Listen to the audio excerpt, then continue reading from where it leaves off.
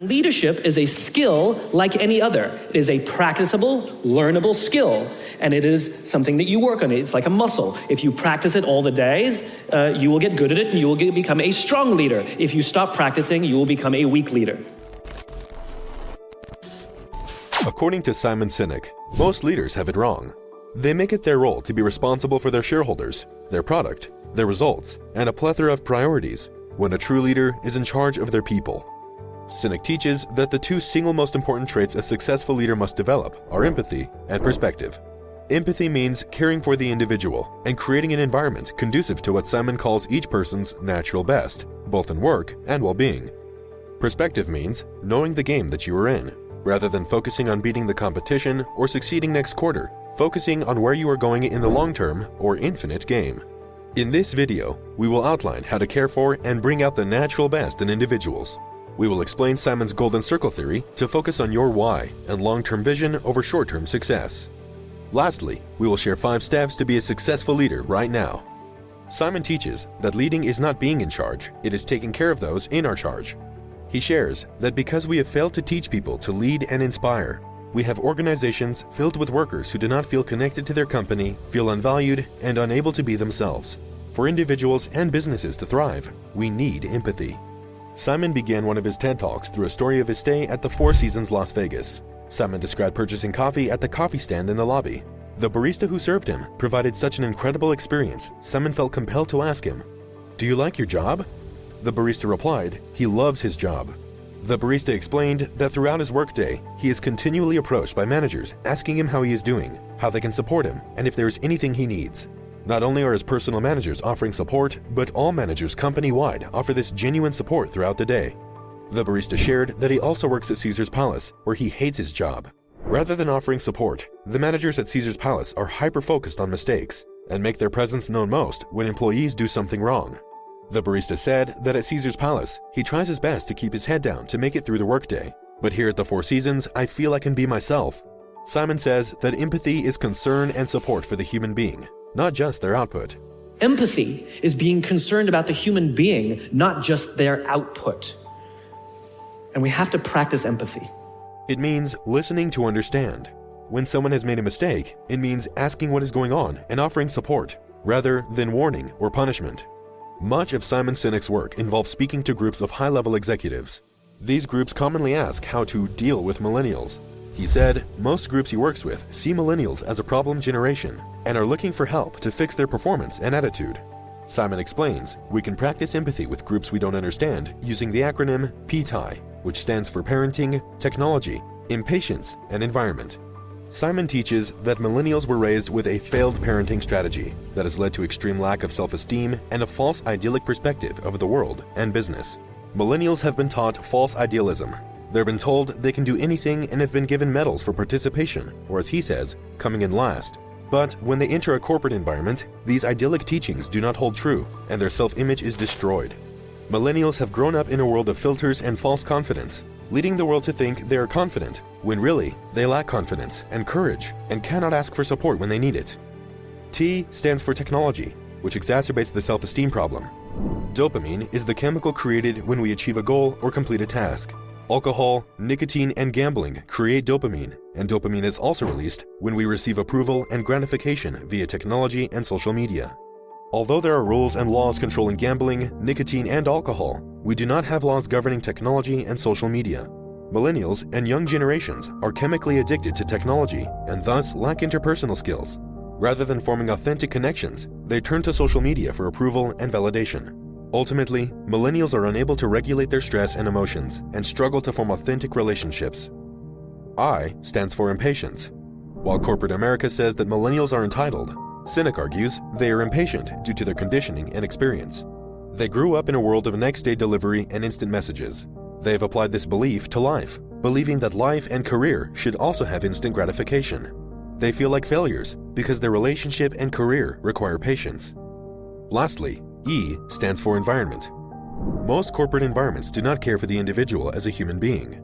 Simon speaks of the concept of shareholder supremacy, popularized in the 80s and 90s, that is still the standard today, prioritizing shareholder value as the top priority of the company. You talk to any public company and you ask them their priority and they say maximize shareholder value.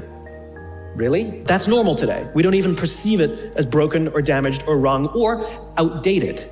Sinek likens this priority to a coach prioritizing the needs of fans over the needs of the team's players. He describes mass layoffs as using someone's livelihood to balance the books. He says the same companies that communicate they want to build trust also participate in mass layoffs, meaning people can no longer support their families because the company has failed to meet an arbitrary projection. Not only is this devastating for those laid off, but it instills an environment of fear for those who remain.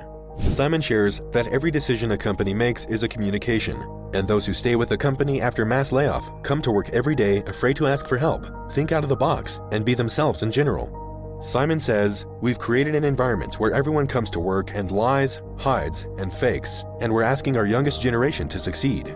Simon attended a meeting with high-level executives of a company he was working with. The executives were listening to a presentation from a paid consultant. Most executives were nodding along, but Simon did not understand the presentation. When Simon asked for help understanding and admitted he did not understand anything, the rest of the executives all admitted that they did not understand the presentation either. Because Simon was willing to ask for help and be the idiot, everyone else in the room was able to understand and bring the information into their organization in a way that adds value. To create an environment that encourages creativity, we must allow for a slower-paced workflow with space to think outside the box, chase after crazy ideas, make mistakes, and ask questions. Simon says we must ask questions like, how do I help my people be at their natural best? How do I help my people be at their natural best? Right? We're not asking these questions. We are not practicing empathy. We have to start by practicing empathy and relate to what they may be going through. And it will profoundly change the decisions we make. It will profoundly change the way we see the world. We all have different strengths. This is great for business. We can look to each other as mirrors, learning from other strengths, so that as a company, we integrate more information and all develop our individual skills and talents as much as possible. The second most important quality a top leader must have is perspective. Simon discovered a pattern in great leaders and organizations of the world. He found that they all act and communicate the same way.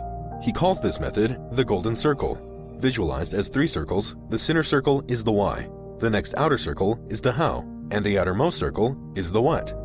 Why is your company's purpose, cause, and belief. Why your organization exists. Most companies work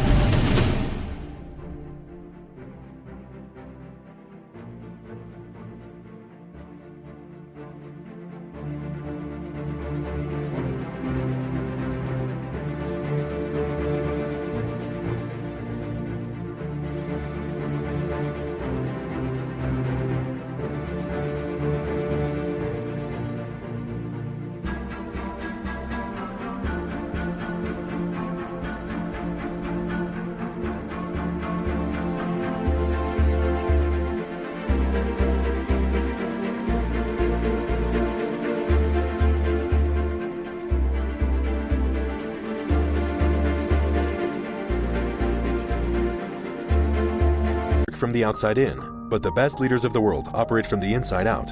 He shares that Apple communicates their why first. They believe in challenging the status quo and thinking differently. Then they explain the way they do it, which is a result of their why. Simon teaches that it is much more important to focus on doing business with those who share your beliefs, not doing business with everybody. He says that people do not buy what you do, they buy why you do it, and that this is based on biology. People don't buy what you do, they buy why you do it. The goal is not to do business with everybody who needs what you have. The goal is to do business with people who believe what you believe.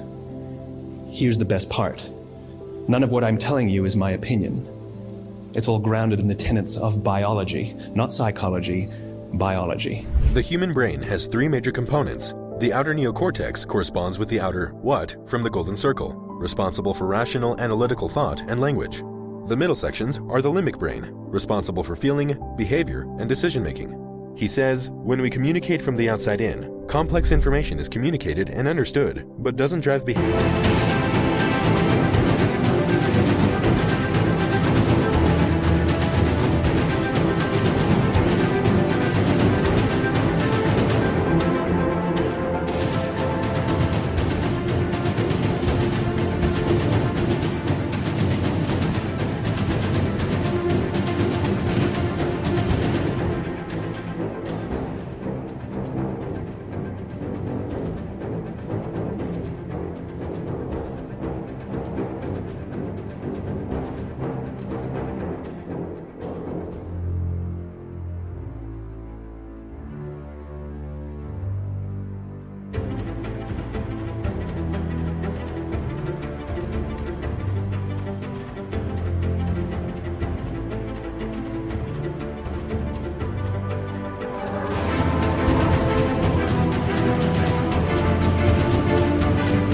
behavior or action. Communicating from the inside out speaks to the part of the brain that drives behavior. He reminded that Martin Luther King gave the I have a dream speech, not the I have a plan speech. He didn't tell people what they needed to change. He told them what he believed. Spotify is a streaming service that has utilized the Golden Circle theory. Their mission is to unlock the potential of human creativity. They give millions of artists the opportunity to create financial stability and visibility and offer billions of fans the opportunity to be inspired by it.